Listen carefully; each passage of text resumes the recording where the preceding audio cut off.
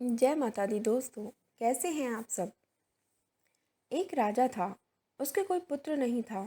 राजा बहुत दिनों से पुत्र की प्राप्ति के लिए ईश्वर से लगाए बैठा था। वक्त बीतता गया लेकिन पुत्र की प्राप्ति नहीं हुई। तब राजा के सलाहकारों ने राजा को तांत्रिकों से सहयोग लेने के लिए कहा।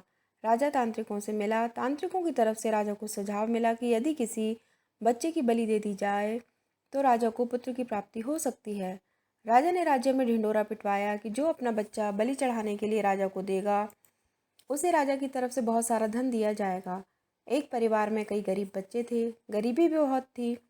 उसी परिवार में एक ऐसा बच्चा भी था जिसका ज़्यादातर समय सत्संग और साधु संतों की वाणी सुनने में निकलता। इस वजह से बच्चे की ईश्वर पर बहुत आस्था थी। वो ईश्वर की भक्ति किया करता था।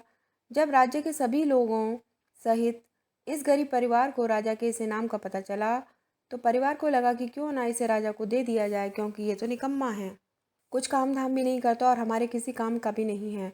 हमारा तो पेट भरता नहीं, कहाँ तक इसे बैठकर खिलाते रहेंगे।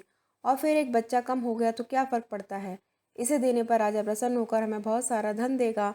इतना सोचते हुए बच्चा राजा को दे दिया गया।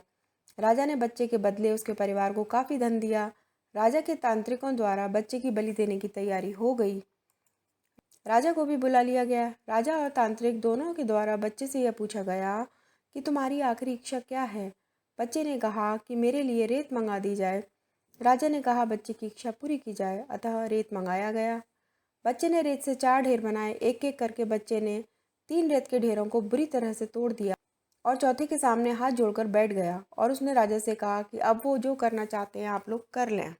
यह सब देखकर तांत्रिक डर गए और उन्होंने बच्चे से पूछा, पहले तुम यह बताओ कि तुमने क्या किया है और क्यों किया है। राजा ने भी यही सवाल बच्चे से पूछा। तो बच्चे ने कहा कि पहली ढेरी मेरे माता पिता की थी। मेरी रक्षा करना उनका कर्तव्य था, परंतु उन्होंने अपने स्वार्थ और लालच में अंधे होकर ममता की बलि दे दी।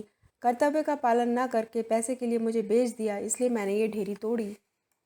दूसरी ढेरी मेरे सगे संबंधियों की थी, परंतु उन्होंने भी मेरे माता पिता को नहीं समझाया, अतः मैंने दूसरी ढेरी को भी तोड़ दिया। और तीसरी ढेरी है, हे राजन, आपकी थी, क्योंकि राज्य की प्रजा की रक्षा करना राजा का ही धर्म होता है, परंतु जब राजा ही अधर्म के मार्ग पर चलकर मेरी बलि देना चाह रहा है तो ये ढेरी भी मैंने तोड़ दी। और चौथी ढेरी मेरे ईश्वर की है। अब सिर्फ और सिर्फ अपने ईश्वर पर ही मुझे भरोसा है, इसलिए यह एक ढेरी मैंने छोड़ दी है। बच्चे का उत्तर सुनकर राजा अंदर तक हिल गया। मन ही मन राजा तर्क करने लगा, विचार करने लगा कि ये कैसा अधर्म करने जा रहा था। भला अधर्म के रास्ते पर चलकर मुझे पुत्र की प्राप्ति कैसे हो सकती है। इतना सोचते हुए राजा ने अपने मन से बच्चे की बलि देने का विचार निकाल फेंका। राजा ने बच्चे की बलि रुकवा दी। इतना कहते ही तुरंत राजा के मन में ये ख्याल आ गया कि ये बच्चा, अरे क्यों ना ये बच्चा मैं पालूं, इसे अपना पुत्र बना लूं, अपने पास रख लूं। आखिरकार इतना ज्ञानी और ईश्वर प्रेमी बच्चा मुझे कहाँ मिलेगा। इतना सोचते हुए राजा ने बच्चे को सीने से लगा लिया और ऐलान कर दिया कि आज से ये मेरा पुत्र है, मैं इसे गोद लेता हूँ। राजा फूट फूट कर रोने लगा और खुद को कोसने लगा कि मैं मूर्ख अपनी कामना में इतना लिप्त हो गया था कि धर्म अधर्म में फ़र्क ही न जान सका। अगर आपको ये कहानी पसंद आई तो प्लीज़ हमारे चैनल को लाइक और सब्सक्राइब करिए। Thanks for watching.